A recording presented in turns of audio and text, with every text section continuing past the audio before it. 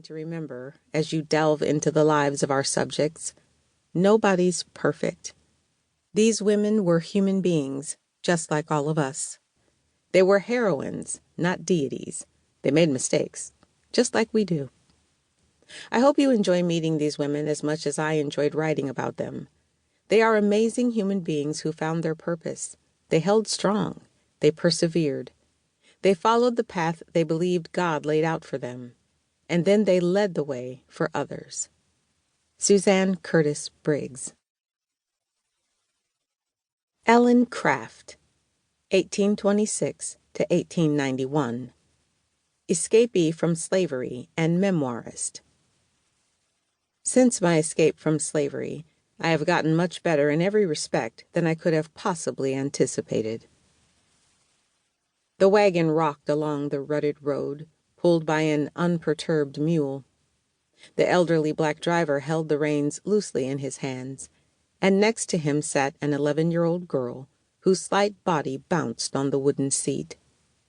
She wore a faded cotton skirt and blouse, both a little too large for her, and a colorful scarf she had wound around her head like her mother did. The child clutched the seat. She'd been taken from her mother early in the morning to be driven away from the only home she'd ever known. She was going to a different plantation to live, and she didn't know when she might see her mother again. The new plantation was only a couple of hours away by mule, but since this child was a slave, she would have no way or even any right to visit her mother in the future. The girl in the wagon had another unique burden. She was a slave who looked white.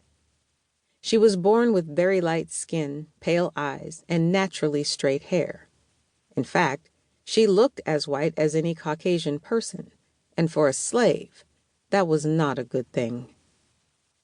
Today the girl in the wagon was taking with her some special skills. Mama had taught her young, shy daughter how to sew, and very well, even at age 11.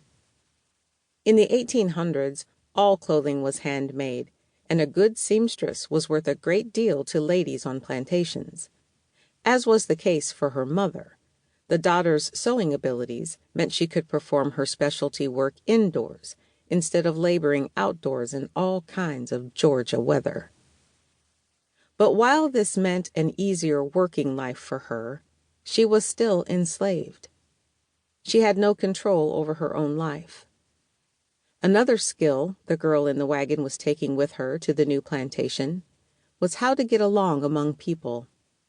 It was imperative for slaves to know what was going on around them, and she became especially observant, quietly watching, listening to what was said, and, in some cases, figuring out what was not said. Since she looked so different from the other slaves, she had learned how to not draw unwanted attention to herself. She covered her straight hair with a scarf and moved about quickly and quietly. Little did the girl in the wagon know that her appearance was going to be her ticket out of a life of enslavement. She could not know that she would marry a good man, and that together they would dream up a daring and dramatic plan of escape, a plan requiring the quiet young wife to become an actress for a few days. She would need to pretend to be someone she was not, in both her looks and her actions. She would also put her exceptional needlework skills to use. Of course, the girl in the wagon knew none of this as she jostled on the wooden seat. She simply hoped she'd get a chance to see her mother again. That was as much of the future as she could think about for the time being. Ellen Craft was born in Macon, Georgia, in 1826. A time when the state of Georgia was well on its way to having the most slaves and slaveholders in any state in the Deep South. Ellen's father was the master of the plantation, but she did not live in her father's home. Since her mother was a slave, Ellen was a slave, and they lived in one of the cabins clustered away from the main house. Ellen's slaveholding father was white, and her enslaved mother was half black, half white. Ellen was born with straight hair and with skin and eyes so pale she looked like a white person. In fact, she resembled her father so much that the man's wife